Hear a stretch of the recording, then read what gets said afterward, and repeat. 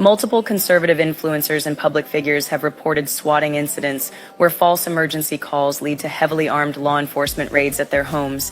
This tactic raises serious safety concerns and has prompted calls for stronger legal action against those responsible. Lawmakers are considering harsher penalties for false emergency calls. The lunatic fringe of the Democrat Party are playing a very dangerous game.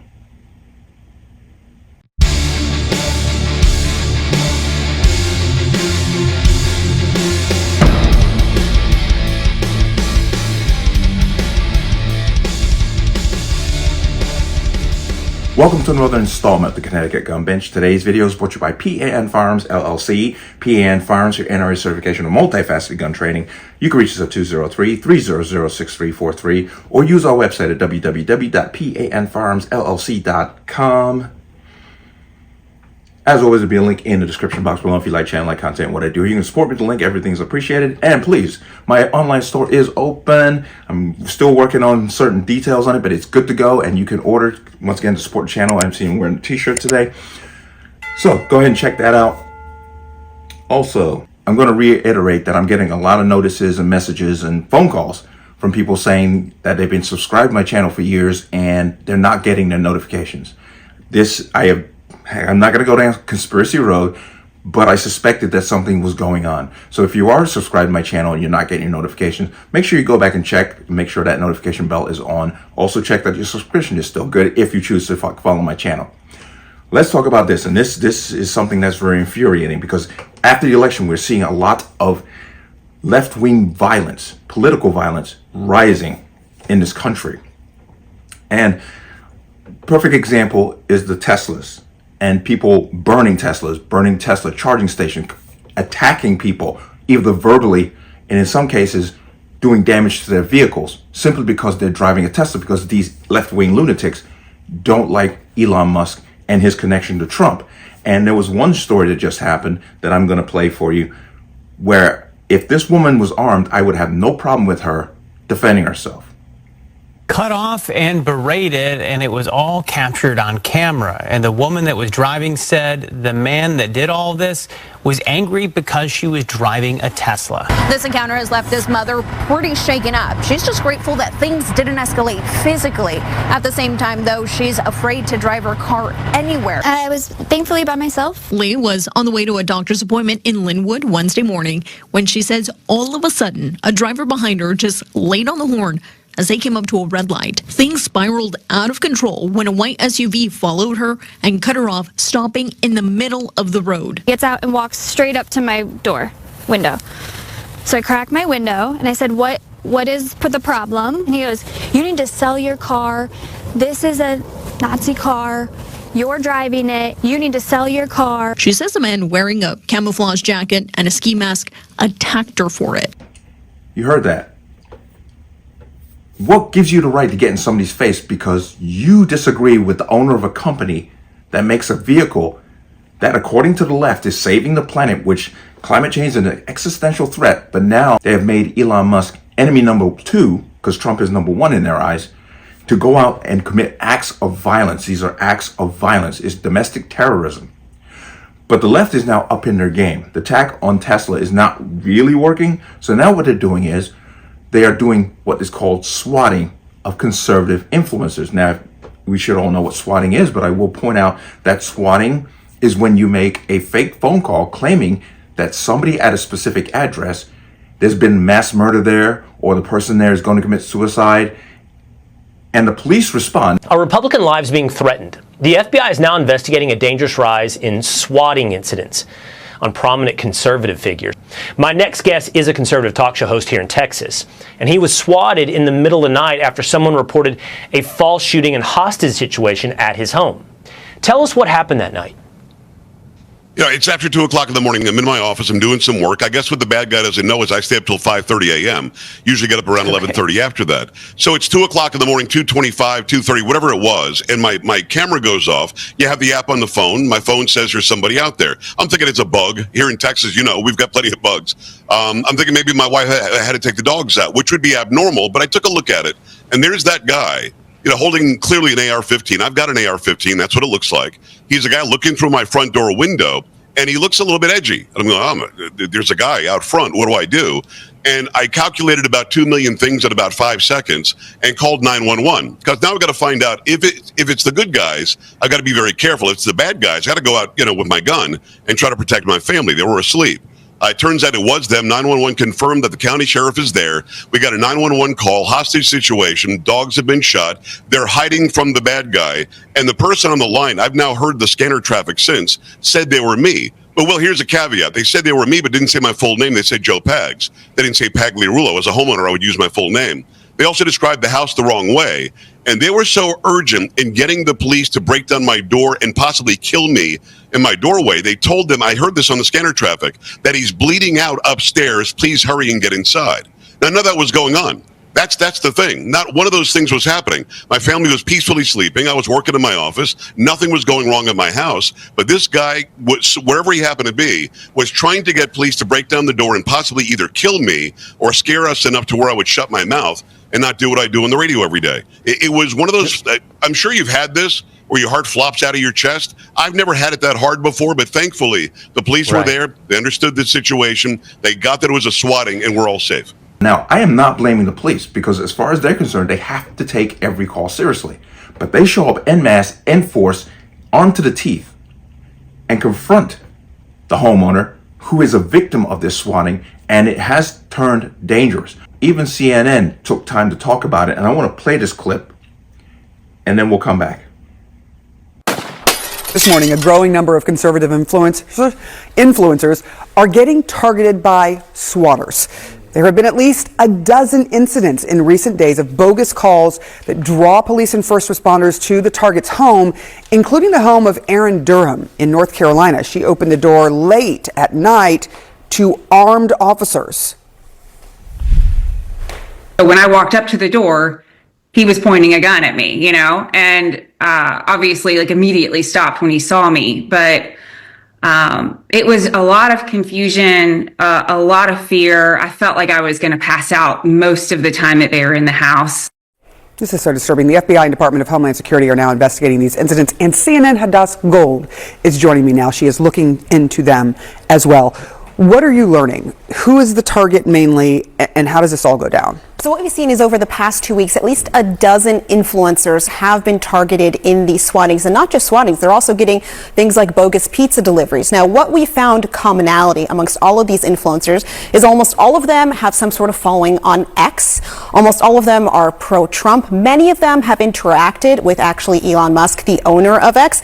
Some of them have millions of followers and are super well known, and some of them are some of these more smaller influencers. But again, almost all of them are pro-Trump. Many of them call themselves conservatives, and many of them have interacted with Elon Musk. Now, as you noted, swatting is very dangerous and it can be deadly. These callers will call in with bogus calls of people being shot, of a home invasion, of holding people hostage. It causes a huge response from police and emergency services, which draws them away from other actual emergencies. But if there's confusion, something could go wrong and something could go very wrong. So I actually spoke to two of these influencers. I spoke to Erin, who you just heard from, and to Larry Taunton. She's in North Carolina. He's in Alabama. Both got these swatting calls right around the same time, early Sunday, right around 1 a.m. Both got bogus calls about that they were pretending to be the homeowner, saying that they had been shot. There were other people had been shot, caused a big response. Here's what Larry said he experienced. Take a listen. There were no sirens, no lights, no announcement, nothing. And he's trying the door handle. And I am crouched inside, armed, and I'm thinking if that man comes through my door, I'm going to light him up, because you're just thinking somebody's here to murder me and my wife. And what's really notable is a lot of these influencers are armed. They carry guns. And so many of them are saying this could have turned really bad because I thought somebody was robbing my home. Breaking in. Yeah, Erin called it a cheap form of domestic terrorism. Now, the FBI and the DHS say that they are investigating this. The Secretary of Homeland Security is saying that under President Trump's leadership, we will not sit idly by as conservative new media and their families are being targeted by false swatting. She also said this is an attack on our law enforcement and innocent families, and will be prosecuted as such. But what makes this hard to investigate is the technology that these people use with the swatting. They spoof their phone numbers. A lot of them even use artificial intelligence to spoof the voices. But there have been prosecutions on this, and this is a very dangerous game that people are playing. It is. It's really dangerous, and it puts a lot of people in a bad spot. The police and the people who are being swatted. It's disgusting.